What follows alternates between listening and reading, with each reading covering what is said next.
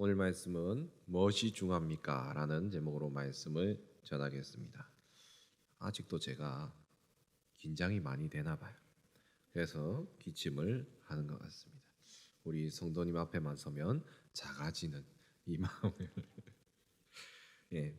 오늘 말씀 본문 내용은요. 제자들이 예수님 앞에 기도하는 법을 가르쳐 달라고 하는 부분이 연결되어 있습니다.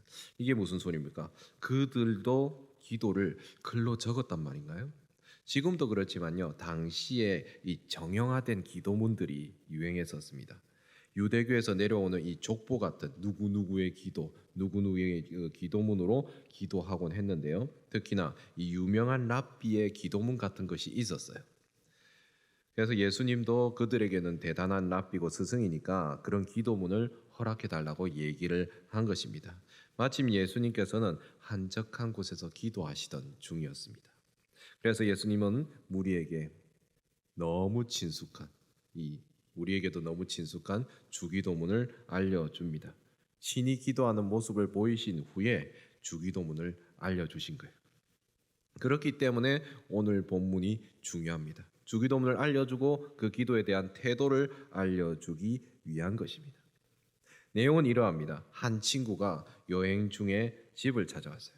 문제는 낮에 찾아온 것이 아니라 밤에 온 식구가 다 잠자리에 들은 한밤중에 찾아왔어요. 마침 친구는 이 굶주리고 피로에 쪄들어 있었습니다. 안타깝게도 미리 만들어 놓은 떡이 없네요. 대접하기 어려운 이 말씀의 주인공은 옆에 살고 있는 또 다른 친구 집에 가서 문을 두드립니다. 친구야, 떡 3덩이 좀 빌려줘. 여행하던 친구가 갑자기 왔어. 지금 우리의 생각은 이런 생각이 듭니다. 그 손님이 얼마나 대단한 친구인지 모르겠는데 한밤중에 배고프다고 찾아오나 자기 문제를 굳이 들고 남의 집까지 가서가 떡 달라고 얘기를 하다니 정말 이 몰상식의 대잔치구나. 이 사람들은 그런데요. 각자 나름의 상황이 있었다는 거예요. 여행을 다닌다고 하면은 지금의 즐거움을 위한 여행이라기보다는 이 교통이 발달되지 않은 상황 가운데 물건을 전달하거나 물건을 팔기 위해 그리고 개인적인 일을 보기 위해 움직인 것으로 보시면 됩니다. 이동을 하는 사람 입장에서는 광야도 건너고 무더운 사막을 건너야 합니다. 어떻게든 뜨거운 태양빛을 피해 보려고 밤에 이동을 합니다. 우리가 잘 아는 동방 박사들 그리고 예수님의 부모님 이렇게 이들도 여행이 밤에 이루어진 것을 볼 수 있습니다. 오늘 사건도 그렇게 일어났습니다. 그리고 마을에 살던 친구의 사정은 이렇습니다. 당시 이스라엘 민족을 비롯해서 이 중동에 살면서 목축업을 하는 이 민족들은요. 언제 오는 손님이든 나그네를 지극히 정성을 들여서 대접하게 했습니다. 언제 습격을 받을지 모르는 환경이고 또 자신이 대접한 것으로 다른 이들에게도 대접을 받을 준비가 되기 때문입니다. 특히나 이스라엘 민족 입장에서는요. 출애굽 시 나그네 되었던 너희를 기억하라라는 하나님의 말씀에 순종하기 위한 영향도 있습니다. 그렇게 아브라함은 하나님을 천사들을 대접했고요. 롯은 천사를 대접한 것을 우리는 창세기를 통해 알 수가 있습니다. 오늘 말씀의 주인공도 그런 복잡한 사연이 배경으로 깔려 있던 거예요. 나그네로 온 자기 친구를 대접할 수밖에 없습니다. 이스라엘 촌락은요, 이 두서너 가정이 집단으로 살고 있는데요, 여러 가족이 함께 사는 구조예요. 작은 마을이기도 해서 어느 집에 떡을 많이 했다, 그 집에 떡이 많이 남았다라는 정보가 그냥 들려오는 거예요. 오늘 이웃집에서 떡을 새로 했다는 그 기억이 문득 떠올라요. 당연히 우리 집엔 떡이 없는데 그쪽으로 달려가야 되지 않겠습니까? 그러면 이리 생각할 수도 있습니다.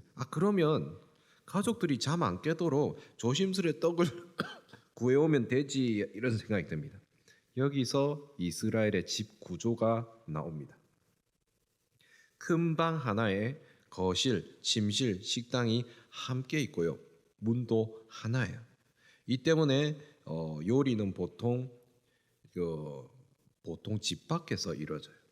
낮에는 문을 열어두는데 밤이 되면요 무명으로 된 끈으로 문고리를 묶습니다. 잠자리에 들기 위해 친구를 펴고 가족들이 나란히 누워 자는데요.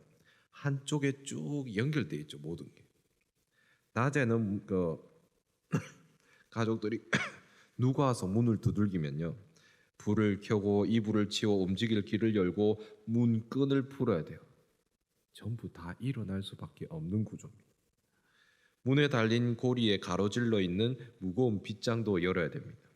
말만 들어도 엄청 성가신 가장이에요. 이 일어나는 일이 집안을 가로지르는 일이기 때문에 당연히 한 사람이 깨면 모두 잠 깨요. 떡을 요구하니까 찾아내어 주어야 하니까 한 사람의 양이 보통 떡 세 덩어리라 치면은 보통 가정에서 2, 3일에 한 번씩 여러 개의 떡을 구워 놓는데 떡이 없을 수 없다는 걸 다 아는데 차마 내가 떡이 없어서 못 주겠다라는 말도 못 하는 거예요. 손님을 소홀히 할 수 없다고 했잖아요. 앞서 말씀드렸듯이. 그래서 그 집 대접 엉망이다 소문이 들잖아요. 그러면 그 개인뿐 아니라 그 옆집까지 소문이 안 좋게 들리고 그 동네에서 손가락질을 받게 돼요. 우리 야곱 이야기를 들었을 때 두 아들이 세겜의 사람들을 전멸시켰을 때 야곱이 말하길 너희가 우리 가족을 망하게 하였다는 말이 그냥 나온 것이 아니라고 우리 목사님께서 주일에 말씀하셨죠. 전부 연결됩니다. 그 동네 사람들의 모든 것이. 그렇기 때문에 한 사람이 잘못했다고 끝나는 게 아니란 겁니다. 예수님은 이 배경을 알고 있는 제자들에게 이 극한의 상황, 일어날 수도 있겠지만 잘 일어나지 않을 상황을 얘기함으로써 무엇을 중요하게 여겨야 되는지를 오늘 말씀드리려는 거예요.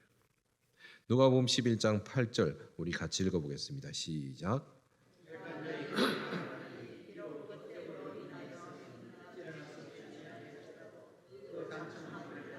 그 요구대로 무엇에 대해 말씀하십니까? 간절함에 대해서 말씀하고 계십니다. 말씀을 보면 친구의 의리가 아니라 간청함으로 그 요구를 들어준다라고 하십니다. 간청함의 의미는 무엇이냐면 부끄러워하지 않고 지속해서 요구하다라는 뜻입니다. 한마디로 뻔뻔스러운 거예요. 우리나라 교회들이 성장한 것의 이유 중 하나는 이 거칠의 체면 무시 못해요. 왜요? 죄송합니다. 관종이라고도 하는데요. 남에게 보여주기 위한 게 있어요. 우리나라 그 모든 것에는 남에게 이 정도 보여줘야 뭔가 이루어진 것 같다라는 속내가 포함이 되어 있기 때문에 여기까지 성장한 것도 있다는 말이에요. 그거 무시 못합니다. 손을 들고 기도하기, 주여 하고 크게 외치며 기도하기, 큰 교회를 통해서 선한 일을 하기, 예수의 복음을 이렇게 알림으로 많은 부흥이 있었습니다. 우리 성도님들이 하는 그런 행동을 말한 게 아니라 그런 보여지는 것들이 증가되고 시너지 효과를 내서 이렇게 되었다는 것입니다. 부작용도 무시 못해요. 그런 건 하면 안 되지. 그거 덕이 안 돼서 안 되겠다. 이제껏 이렇게 해와서 잘해왔는데 어떻게 그런 걸 해 남사스럽게. 이런 생각들이 우리를 가로막는 것도 있다는 겁니다. 기도의 생명력이 여기에 있어요. 뻔뻔스러워야 합니다. 누가 뭐라 하든 말든. 이런 기도도 할 수 있어야 된다는 거예요. 저런 기도도 할 수 있어야 된다는 거예요.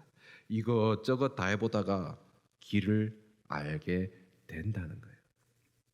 시도를 해봐야 안다는 겁니다. 남이 보는 것으로 자신을 제한하고 남이 볼까 봐 안 되겠다 하면서 자신을 제한하고 자신이 해야 할 것을 또 제한하면요.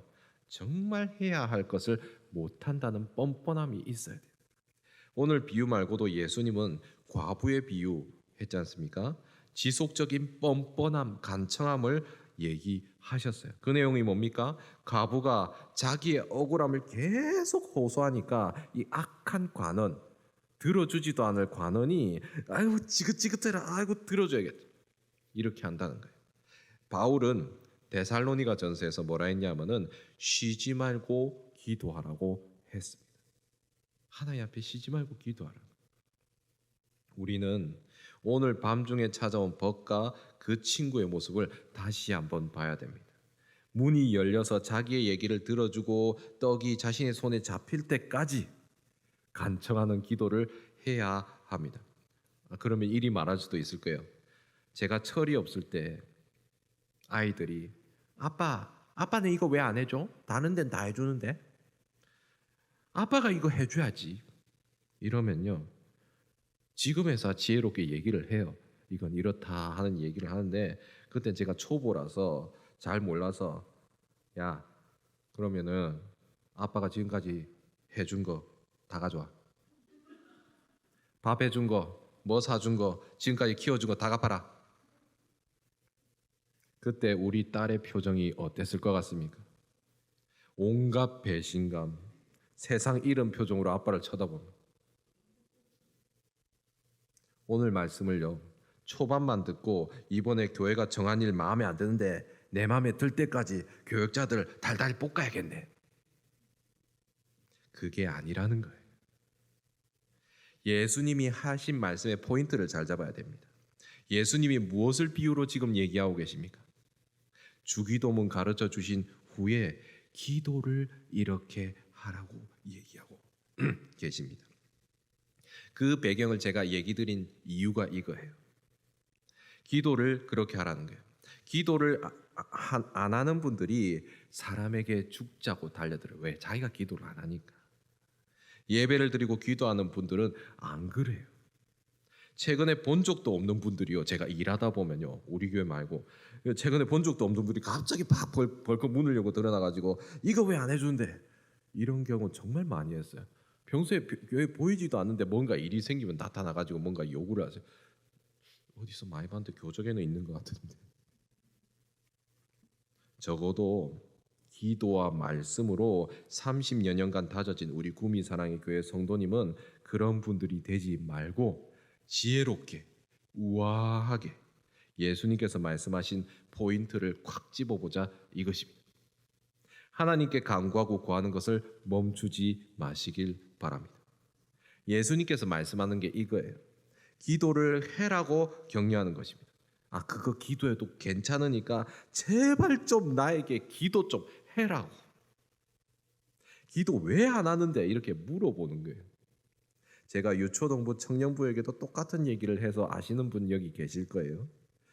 저 싱가포르 선교 사건이라고, 여기 계신 청년들은 들어보셨을 거예요.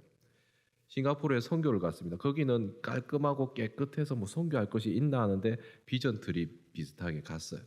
그런데요, 좋아요. 구경할 거 많습니다. 너무 행복해요. 그런데 잠자리 바뀌면 뭔가 안 되는 거 하나 있잖아요. 흐뭇하게 웃으시는 분 계시는데 남자들은 그래도 잘해요. 근데 자매님들이 얼굴이 노래지기 시작했습니다. 자세히 설명 안 합니다.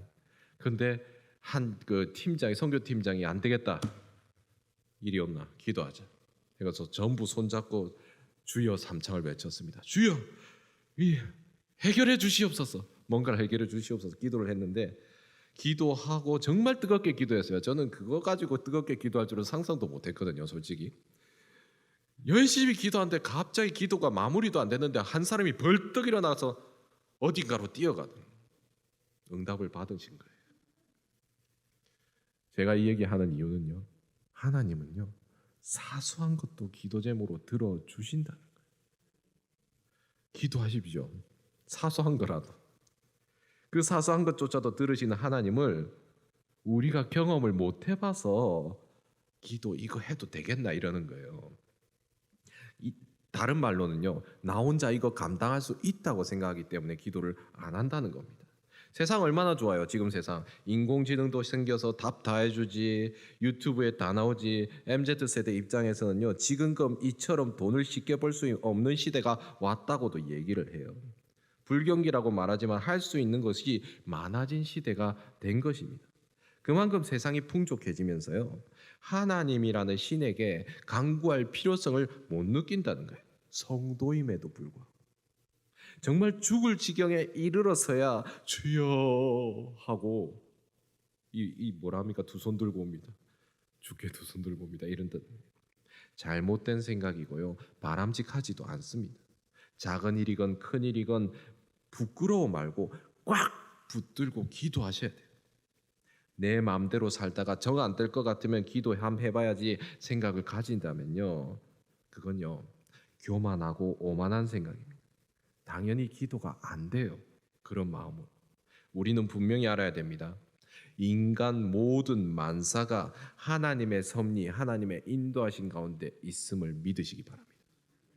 잠언 16장 1절 구절, 우리 너무 잘 아는 구절인데 한번 같이 읽어보겠습니다. 시작. 마음의 경영은 사람에게 있어도 말의 응답은 여호와께로부터 나오느니라. 9절입니다. 사람이 마음으로 자기의 길을 계획할지라도 그의 걸음을 인도하시는 이는 여호와시니라. 아멘. 겸손히 하나님께 맡기고 의지하시길 바랍니다. 단순히 하나님이 다 하시면 되겠네 이런 게 아니라요, 나의 의지로 계획을 세우고 문제를 제기했더라도 나의 최선 가운데서 주님께서 도우심을 늘 인지하고 있어야 된단 말이에요. 다윗은요, 내 길을 여호와께 맡기라, 그를 의지하면 그가 이루시고 오라면서 의지의 믿음을 보였습니다. 나의 생각에 헛된 것의 허점으로 망하지 말고 예수 그리스도께서 채우심을 경험하시길 바랍니다. 미리 하나님을 바라보는 믿음을 주시옵소서라고 평소에 기도해야 된다는 것입니다. 사람이요, 자신의 형편을 보고 처지를 살피는 것 중요합니다. 문제는요, 살펴보고 관리를 한 후에 오직 자신의 힘만으로 하려고 하니까 기도가 안 되는 거예요. 그리고 생각합니다. 하나님이 나 같은 것 때문에 내가 기도한다고 다른 일 못하시면 안 되지. 내 인생은 내가 개척해야지. 주님 응답 기대 안 해. 이럽니다. 이 뭔가 엄청 자기 희생적이고 세계 평화는 자기가 다 지킬 것 같은 기도죠. 박애주의자 같아요. 내 몸 한 몸 흰색에서 하나님의 일을 돕는다고 생각합니다. 아닙니다. 아니에요. 열왕기하 20장에서 하나님은요, 한 사람 히스기야의 기도의 응답을 알리기 위해 어떻게 합니까? 해 그림자를 옮기세요. 사사기 6장에 유명하신 분 있잖아요, 기드온. 그분이 양털이 적고 안 젖으면 하나님 응답인 줄 알게요 이렇게 기도했습니다. 그 보고 하나님 응답인 분은 내가 할게요 이렇게 했어요. 엄청 대표적이죠. 여호수아 10장에 어떤 일이 있습니까? 아모리 연합군과 이스라엘이 전쟁할 때 하나님은요, 이스라엘의 완전한 승리를 위해서 낮 시간을 연장시켜 주십니다. 밤이 되면 연합군이 도망을 치고 쉬어야 되는데 계속 낮이에요. 이게 뭐고 도망을 못 갑니다. 하나님께서 하시는 역사는요, 사람의 좁은 안목과 지식을 아득히 넘어섭니다. 초자연적이고 초이성적이에요. 아니, 하나님이신 그분이 사람으로 오셨다는 거 믿으시죠? 안 믿으십니까? 하나님이 사람으로 오셨다니까요. 아, 이거 모르세요? 아, 저만 압니까? 예수님이시잖아요. 그거 믿는 우리는요, 그거 믿으면요 이미 다 믿으신 거예요. 그가 주시는 기도 응답 다 믿는 거예요. 하나님이 사람으로 오셨다니까요. 그거 믿으면요 기도 응답 다 믿으시는 거예요. 당연히 기도가 나올 수밖에 없습니다. 오늘 본문을 보면서 우리가 약간 불편했던 거 한번 생각해 볼까요? 서로 불편을 끼칠 바에야 그냥 가만히 있는 게 안 낫겠나. 이 부족한 나를 위해, 사소한 일로 나를 위해 굳이 기도 제목 들어주실까? 사람에게 하면 당연히 민폐예요. 제가 아까 말씀드렸죠. 포인트 잘 잡으셔야 됩니다. 오히려 이 불편함이 우리를 기도하지 못한다는 걸 알아야 돼요. 하나님께 하는 것은 다르다고 예수님이 직접 말씀하셨습니다. 구하라, 그리하면 뭡니까? 주시리라. 전능하신 하나님은요, 우리가 구하기 전에 물론 아셔요. 근데 뭘 하세요? 구해라. 우리 할아버지 할머니 손자 손녀들 뭐 좋아하는지 알잖아요. 근데 어떻길 바래요? 자기 입으로 그 손자 손녀들의 귀여운 입술로 할아버지 주세요. 이래야 좋아서 주잖아요. 그래 뭐 줄까 하면서 물어보잖아요. 마찬가지예요. 제가 아는 어떤 분은요, 예수 믿는 사람은 체면도 없다고 재짓고 회개하고 그렇게 몇십 년을 반복한다고 그렇게 얘기합니다. 아, 잘못했다고 하는 것도 한두 번이지 같은 것을 가지고 몇 번이나 회개하냐고. 너희들은 체면도 없냐고. 이런 말을 합니다. 근데 지금까지 말씀드린 걸 생각해 보면요, 체면이 있는 사람은요 하나님 앞에 나오지도 않아요. 왜? 자기 본 모습 그대로 나오기 때문에 그래요. 내 모습 이대로 찬양하시지 않습니까? 기도 못해요. 나 같은 죄인이 무슨 낯으로 감히 하나님 앞에 손을 듭니까? 마치 나를 겸손케 하는 것 같은 착각하는 교만이 기도하지 못하게 방해합니다. 하나님 앞에 오히려 자신이 죄인임을 깨닫고 인정하고 하나님밖에 없음을 인정하고 나오는 모습이 진짜입니다. 시편 51편 17절 우리 같이 읽어보겠습니다. 시작.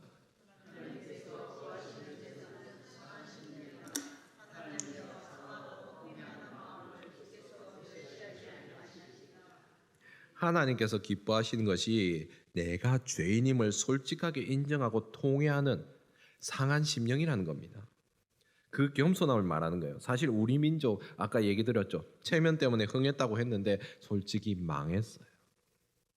이 정도는 지켜줘야지, 이 정도 품위는 있어야 한국인이지, 이런 걸 보여줘야 사람들이 우리에게 모이지. 본질을 잃어버렸어요. 허영으로 진짜 할 일을 못했어요. 코로나로 예상치 못한 일이 펑 터지니까 어떤 일이 났습니까? 우르르 무너졌잖아요.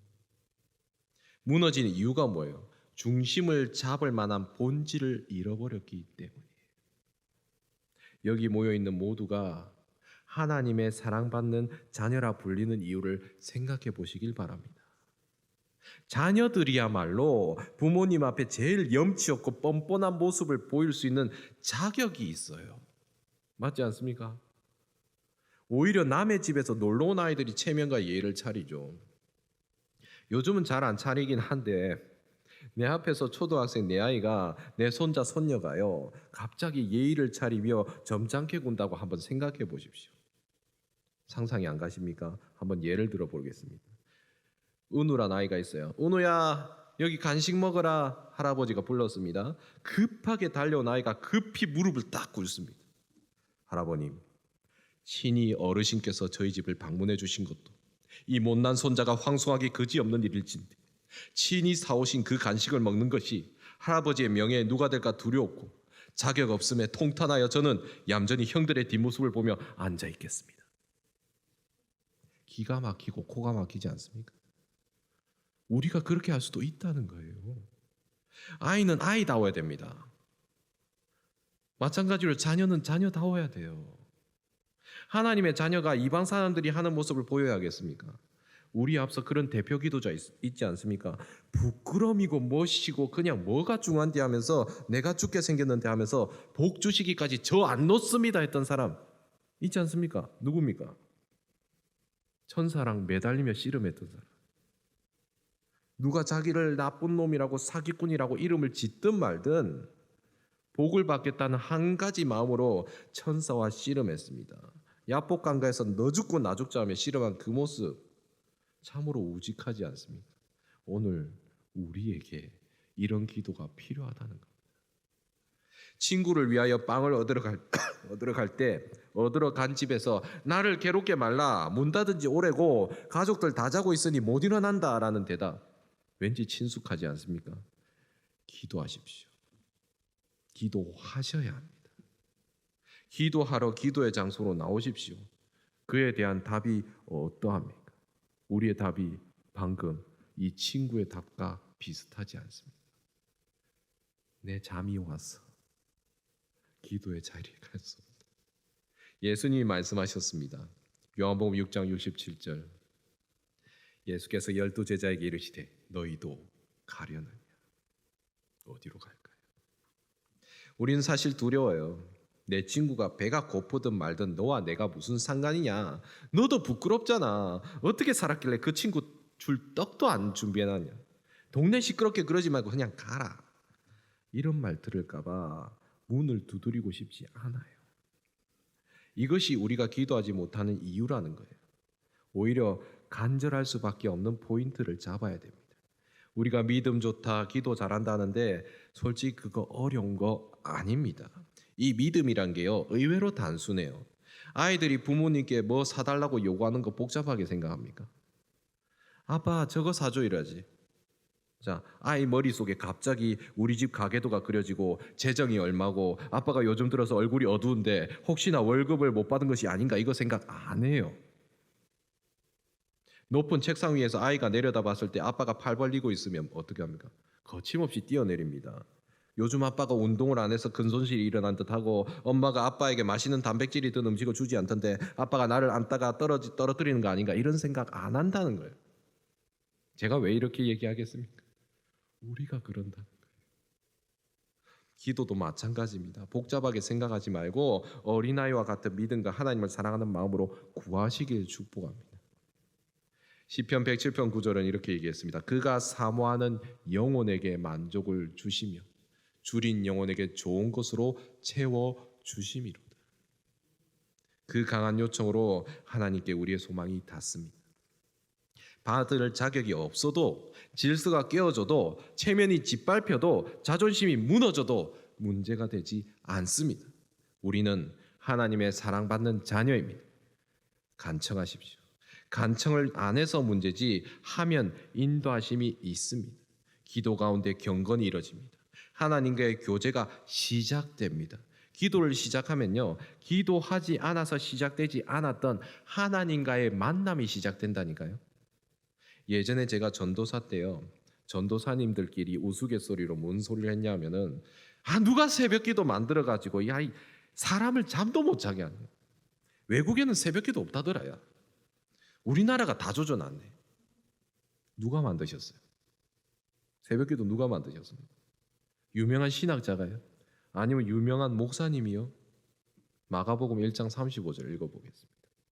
시작.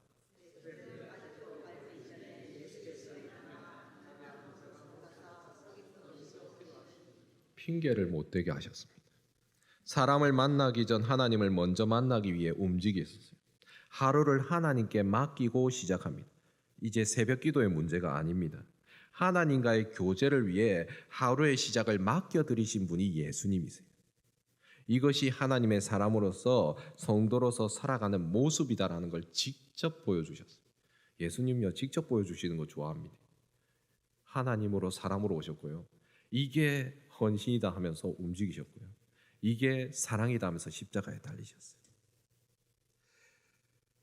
이 예수의 마음이 오늘 본문 내내 우리에게 말씀하고 있는 거예요. 사랑하는 성도 여러분, 성도로서 말씀이 사라지고 기도가 사라지면요, 하나님과의 교제도 없습니다. 그는 죽어가는 자예요.